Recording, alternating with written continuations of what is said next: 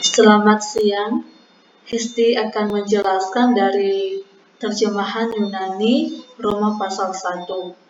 Saya akan mulai dari ayat 1 berdasarkan dari terjemahan yang saya buat di ayat 1 ini, yaitu Paulus hamba Yesus Kristus yang dipanggil menjadi rasul dan telah dipisahkan untuk memberitakan Injil Allah.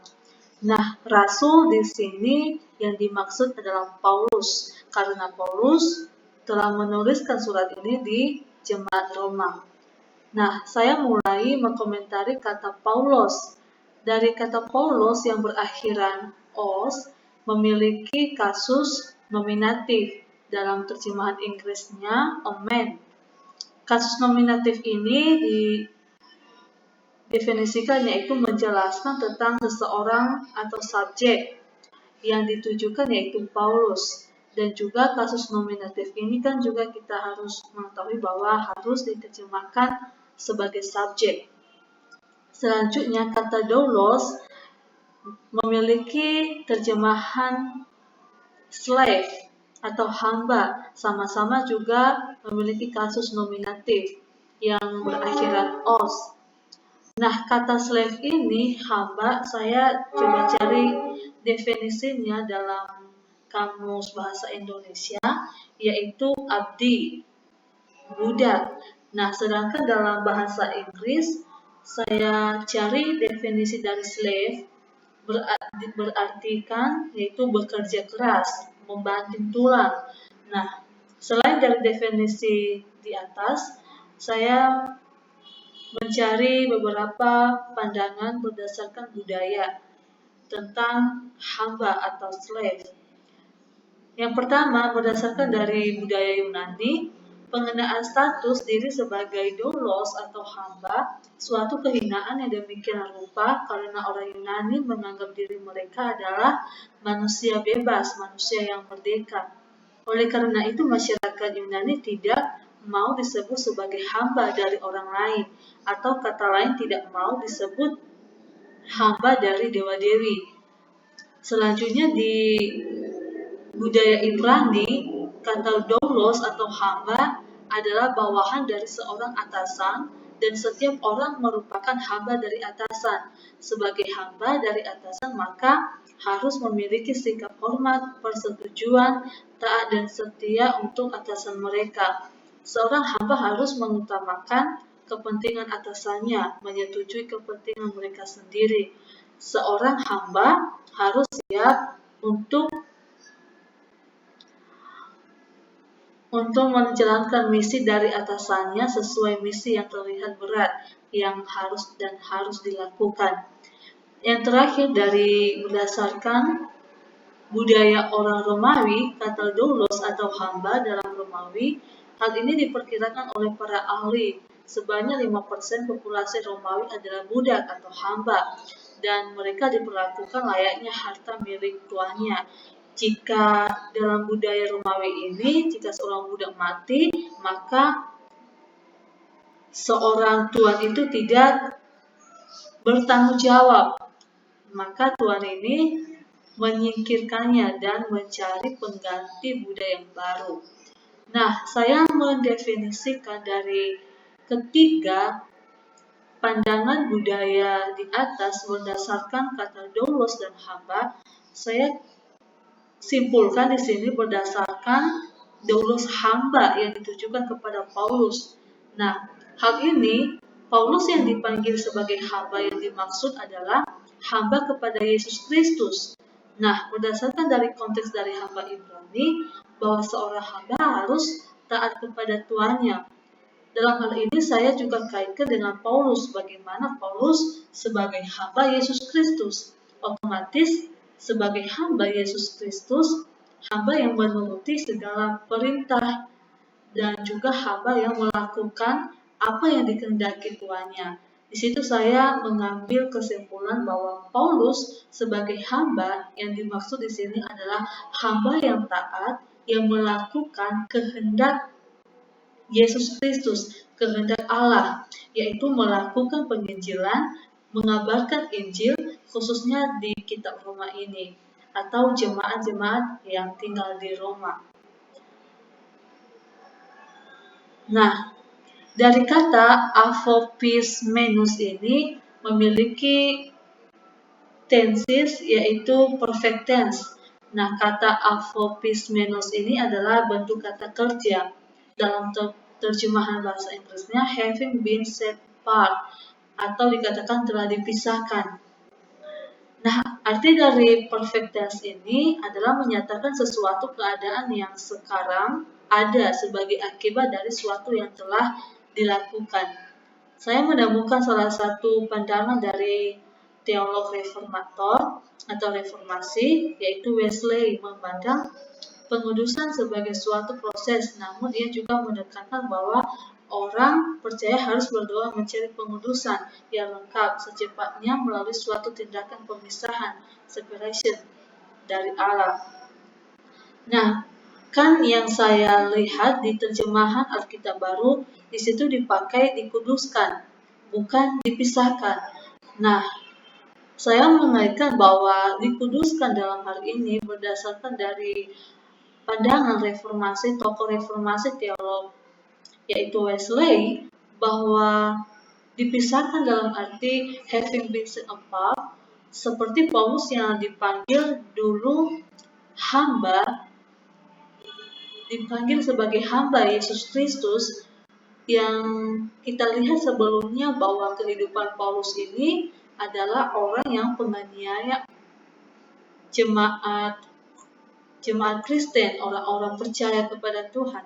Dan oleh karena imannya kepada Yesus Kristus, dia bertobat, memisahkan diri, menjauhkan diri dari segala kejahatan, dan menerima Tuhan Yesus sebagai juru selamat, sehingga dia dengan keberanian dirinya memberitakan Injil kepada jemaat Roma. Walaupun Paulus sendiri dalam pasal 1 ini dia tidak langsung datang ke Roma untuk memberitakan Injil, tetapi di ayat sebelumnya dijelaskan bahwa Paulus punya keinginan besar untuk datang di Roma. Maka hal ini saya kaitkan bahwa Paulus dipanggil sebagai hamba, yaitu hamba kepada Yesus Kristus untuk memberitakan Injil, yaitu Injil tentang Yesus Kristus.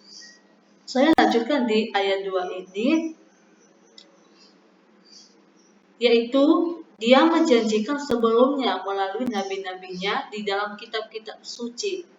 Nah, saya mulai komentari dari kata proepengeilato. Ini dalam bentuk kata kerja yang diterjemahkan yaitu he promised beforehand. Tensesnya yaitu aorist middle indikatif dalam bentuk 3 singular. Aorist tenses ini adalah menyatakan bahwa sesuatu pernah terjadi atau pernah dilakukan. Hal ini menjelaskan bahwa Injil yang dimaksud di ayat 1 telah dijanjikan sebelumnya melalui atau perantaraan nabi-nabi dalam kitab suci. Nah, sebelum kata proepengeilato ini kan ada di belakangnya yaitu ho atau disebut relative pronoun. Ini juga memiliki kasus akusatif, berfungsi untuk sebagai kata penghubung. Nah, tone dalam ini, kata tone ini adalah sebagai definite artikel. Artinya menyatakan sesuatu yang spesifik. Yang spesifik yang dinyatakan di sini adalah propeton dalam bentuk kasus genetif plural atau lebih dari satu, diterjemahkan yaitu prophet atau istilahnya nabi-nabi yang berdasarkan terjemahan di atas nabi-nabi. Nabi-nabi ini adalah lebih dari satu, makanya dia dalam bentuk plural. Nah, hal ini menjelaskan bahwa Injil yang dijanjikan itu adalah melalui perantaraan nabi-nabi. Nabi-nabi ini berkaitan dari perjanjian lama. Seterusnya, saya lanjutkan di ayat 3. Terjemahannya yaitu, tentang putranya telah datang sebagai benih Daud menurut daging. Nah, kata peri di sini bentuk preposisi dan juga kasus genetif. Kasus genetif ini yaitu menjelaskan tentang sesuatu hal kepunyaan atau kepemilikan. Nah, di sini kan dikatakan tentang putranya. Ini menyatakan kepemilikan berdasarkan dari kata peri dan juga kasus genetifnya. Preposisi adalah kata depan yang dapat digabungkan dalam kata kerja. Setelah kata peri ini juga diikuti dengan kata kerja yaitu genomenou. Ini genomenou. Nah, genomenou ini juga kata kerja yang memiliki kasus yang sama tadi genetif. Terjemahannya yaitu having come. Dari kata dasarnya genomai. Kalau dilihat dari kata dasar genomenou ini adalah genomai. Menyatakan bahwa sesuatu yang pernah terjadi atau sesuatu yang pernah ada, pernah datang. Nah, hal ini menjelaskan bahwa putranya telah datang. Putranya ini merujuk pada anak Allah. Kata di sini preposisi menurut, ya, kalau menurut tusarka di sini adalah terjemahannya flesh, daging. Dari terjemahan yang lain juga menerjemahkan menurut daging yang dimaksud berdasarkan di Yohanes 1 ayat 14 bahwa firman itu telah menjadi manusia. Dari konsep ayat 3 ini bahwa putra Allah telah ada pada mulanya, ya, putra Allah atau dikatakan anak Allah, yaitu Yesus Kristus sudah ada pada mulanya. Kita bisa lihat dari konsep dijelaskan Yohanes pasal 1 ayat 14. Dan bagaimana menjelaskan tentang keturunan Daud atau benih Daud, kita bisa lihat di Matius 1 ayat 1. Nah, kemudian di ayat 4 ini terjemahannya memiliki hubungan dari ayat 3 sebelumnya, yaitu putra Allah telah dinyatakan berkuasa menurut Roh Kekudusan oleh kebangkitannya dan kematian Yesus Kristus Tuhan kita. Saya mulai komentar di sini yaitu kata tou, ho, pistentos, huyo, teo. Pengertian dari tou yakni adalah definite artikel, yaitu menyatakan sesuatu yang spesifik sesuai yang sudah saya jelaskan dari awal. Namun yang spesifik yang ditujukan dalam hal ini adalah hopistentos, huio theo. Dalam penggunaan huio theo ini memiliki kasus yang sama genetik juga. Dalam terjemahannya itu bisa digunakan putra Allah atau anak Allah. Saya lebih menggunakan terjemahannya putra Allah. Kalau kita juga pakai anak Allah, itu tidak ada masalah sih, nggak ada masalah ya. Nah, kemudian sehingga dalam pengertian secara spesifiknya sedang menyatakan tentang putra Allah atau anak Allah. Sedangkan hopistentos ini adalah bentuk kata kerja. Hopistentos ini adalah bentuk kata kerja memiliki tenses aorist pasif participle dan present participle bisa muncul dalam posisi atributif dan predikat. Terjemahan lain juga kata kerja tersebut diartikan yaitu menentukan, mengangkat, menjadikan. Nah, pneuma yang kita kenal yaitu spirit dalam bentuk akusatif. Hagiosunes dalam bentuk kasus genitif, roh kekudusan. Ini roh kekudusan ini yang dimaksud ini adalah merujuk kepada Roh Kudus, ya, Roh Kudus. Roh Kudus ini salah satu oknum ketiga dalam Trinitas Ilahi, yaitu Roh Kudus sebagai Allah Tritunggal. Dalam hal ini kita bisa melihat di ayat 4 ini Paulus sedang menjelaskan keberadaan Yesus Kristus sebagai anak Allah dan kebangkitannya sebab oleh karena Roh Kuduslah Kristus dijadikan hidup.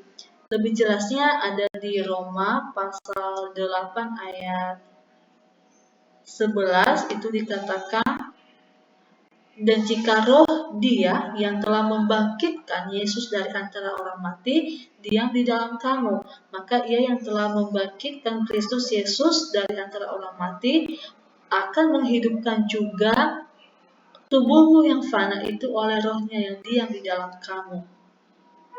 Kemudian saya lanjutkan di ayat kelima. Di sini terjemahannya yaitu kita telah menerima kasih karunia melalui rasul dan ketaatannya di antara semua orang kafir untuk percaya kepada namanya.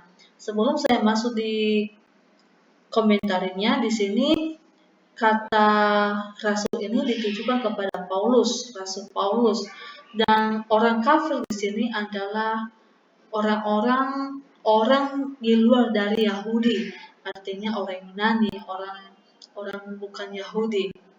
Nah, di sini saya coba menjelaskan yang saya komentari. Kata elabomen memiliki tenses, yaitu dalam bentuk kata kerja aorist aktif indikatif. Dalam hal ini, definisi aorist tenses adalah menyatakan sesuatu hal yang pernah terjadi dan pernah dilakukan. Karena dia dalam bentuk aktif, ini jadi aorist aktif, maka yang telah dilakukan, yang telah terjadi itu adalah subjek yang melakukan itu adalah aktif, maka disebut aorist aktif. Nah, di sini dalam penerjemahan versi NIV juga dikatakan we have received, memiliki bentuk kata kerja kedua, subjeknya dalam bentuk jamak, satu plural yang diterjemahkan yaitu we atau kita. Sedangkan ketika kita melihat sebelum kata elabomen ini diikuti dengan di. Nah, di sini sebelum kata elabomen ini diikuti dengan di. Di ini berperan sebagai definite article. Saya coba lihat, yang definite article yaitu dan juga diikuti dengan relative pronoun yaitu all, memiliki kasus genetif yang penggunaannya yaitu sebagai penghubung dan lebih ditujukan kepada kepemilikan. Ketika kita artikan kata di all elabomen adalah menyatakan sesuatu yang telah terjadi dan pernah dilakukan yang secara spesifik. Selanjutnya, kata karin kai apostole. Kata kai di sini adalah penghubung, yaitu conjunction. Kalau kita lihat conjunction, karin di sini adalah grace, anugerah. Nah, sedangkan kata apostole di sini apostel atau rasul. Kedua kata ini memiliki kasus yang sama, yaitu akusatif, yaitu kata benda yang menjadi tujuan atau sesuatu yang dikenai. Paulus sedang menjelaskan bahwa dia sebagai rasul telah menerima kasih karunia. Kasih karunia itu yang tadi pemberian dari Allah. Allah sendiri yang memberikan kasih karunia dan diterima oleh rasul. Kasih karunia yang dimaksud adalah kasih karunia Allah kepada semua orang percaya atau orang kafir supaya taat kepadanya. Atau saya katakan bahwa kasih karunia dari Allah ditujukan kepada semua orang percaya dan juga kepada semua orang yang tidak percaya atau kafir supaya dengan tujuan taat kepadanya, taat kepada namanya. Nah, di sini saya lanjutkan lagi di ayat 6. Kamu juga adalah di antara mereka yang dipanggil kepada Kristus Yesus. Nah, enhois di sini memiliki kasus datif. Datif digunakan pada posisi kalimat sebagai objek. dia sebagai posisinya sebagai objek. Sedangkan en sebagai preposisi datif sebagai kata depan yang biasanya ditempatkan, diletakkan sebelum kata noun atau kata benda. Sedangkan hois adalah sebagai relatif pronoun sebagai penghubung. Hal ini menjelaskan kata kerjanya setelah dari kata en sama ois ini diikuti dengan kata sifat, ya, adjektif dipanggil. Kata dipanggil yang dimaksud secara spesifiknya adalah Yesus Kristus, yaitu Yesus Kristus. Dipanggil oleh Yesus Kristus. Nah, di sini Paulus sedang menjelaskan bahwa kamu dalam arti jamak, plural lebih dari satu, yaitu orang-orang kudus. Ini plural ini yang dimaksud di sini adalah orang-orang kudus, atau bisa dikatakan orang-orang percaya yang tinggal di Roma. Orang-orang kudus yang dipanggil dalam Yesus Kristus. Saya ambil di sini dari sumber tafsiran Wycliffe. Hal ini ditujukan kepada bangsa Yahudi dan non-Yahudi bahwa semua adalah satu dalam Kristus, sebab keselamatan Injil adalah keselamatan bagi semua orang. Nah, bukan hanya kepada orang Yahudi saja, tetapi Paulus juga menegaskan bahwa keselamatan juga kepada non-Yahudi, seperti yang dijelaskan di ayat 5 sebelumnya. Oke, saya akan lanjutkan lagi di ayat 7, yaitu untuk semua mereka di Roma yang dikasihi Allah, yang dipanggil kudus, kasih karunia Allah Bapa dan damai sejahtera dari Tuhan kita Yesus Kristus. Nah, untuk semua orang di sini kan otomatis tidak ada satupun yang terkecuali, karena di sini terjemahan saya itu untuk semua orang. Untuk semua orang dalam hal ini ditujukan kepada keseluruhan jemaat yang ada di Roma. Nah, di sini sebelum saya masuk di komentarnya, bahwa untuk semua orang di sini ditujukan kepada jemaat Roma, orang-orang percaya yang tinggal di Roma. Kata passing di sini dalam bentuk adjektif, kata sifat, yaitu kata yang digunakan terutama untuk memodifikasi, membatasi, memperluas, atau menyifatkan dalam bentuk substantif. Kata passing dalam kasus datif yaitu to all, yang tadi saya katakan di awal, keseluruhan. Berarti dalam keseluruhan ini kan tidak ada satupun yang terkecuali, mencakup secara keseluruhan semuanya. Ini memiliki kasus datif ini sebagai objek atau sebagai pelengkap. Nah, diikuti juga yaitu definite artikel, yaitu tois. Dan memiliki kasus yang sama dan sesuatu hal yang menjelaskan spesifik. Yang spesifik dari definite artikel di sini yaitu ousin and Rome, yaitu keberadaan. Ousin ini adalah keberadaan, posisi, tempat. Nah, tempat di sini ditujukan yaitu Roma. Bahwa tadi orang-orang percaya yang tinggal, keberadaan yang berada, yang ada di Roma, yaitu mereka yang dipanggil kudus. Kletos ini dalam bentuk adjektif, yaitu kau, dipanggil. Hagios ini memiliki kasus yang sama dengan kletos, yaitu sans, orang-orang suci atau orang-orang kudus.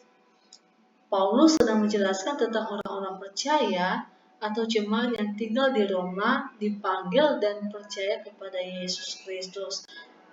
Setelah dengan mereka menerima Injil yang disampaikan oleh Paulus, bahwa mereka dikuduskan, dipanggil, percaya kepada Yesus Kristus. Saya ambil terjemahan dari tafsiran Full Life. Selanjutnya kata hagatentois ini yaitu beloved. dalam kata dasarnya yaitu agape. Nah, kita kan tahu kasih agape itu seperti apa sih? Nah, kasih agape ini adalah kasih yang sempurna, yaitu kasih yang berasal dari Allah yang tidak menuntut pada imbalan jasa.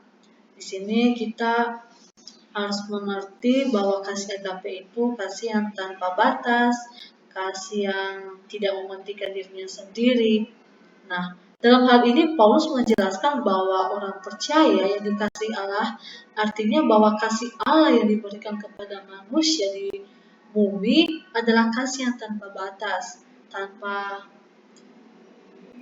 ruang dan waktu, bahkan telah mengutus anaknya Yesus Kristus untuk mengasihi dunia dan juga yang menebus dosa manusia. Sebab tidak ada yang dapat memisahkan kita dari kasih Allah. Inilah kasih Allah yang besar itu. Bisa kita lihat di Roma 8 ayat 9. Kemudian di ayat 8, saya menjelaskan dari kata Eukaristo. Nah, terjemahan saya yaitu pertama-tama bahwa aku sungguh-sungguh kepada Allahku melalui Yesus Kristus di antara kamu, semua karena imanmu di seluruh dunia.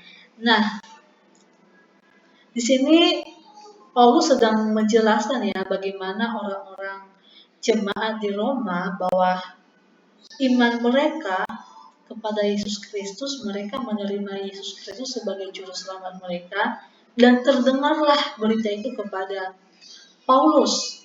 Nah, di sini saya mulai mengomentari kata Eukaristo di sini. Eukaristo ini kan dalam bentuk kata kerja, present aktif indikatif, yaitu dalam terjemahannya I tend, bentuk subjek. Subjek yang dimaksud adalah Paulus. Dalam pengertian present tense ini menyatakan sesuatu yang sedang dilakukan. Jadi lebih mendekati present continue daripada simple present.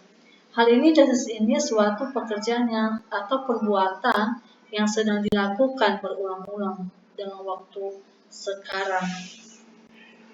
Dalam konsep ini membahas bahwa Paulus dalam keberadaannya sebagai rasul, bahwa ia sangat merindukan dan sungguh-sungguh datang ke Roma untuk mengabarkan Injil. Ini yang penting, Injil. Mengabarkan Injil Allah. Kemudian, saya akan lanjutkan di ayat 9.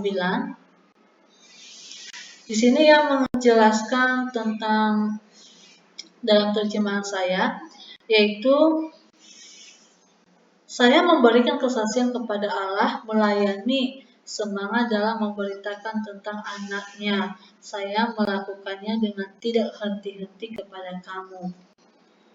Kata dari sini tarpeuo, latreuo. Ini kata kerja.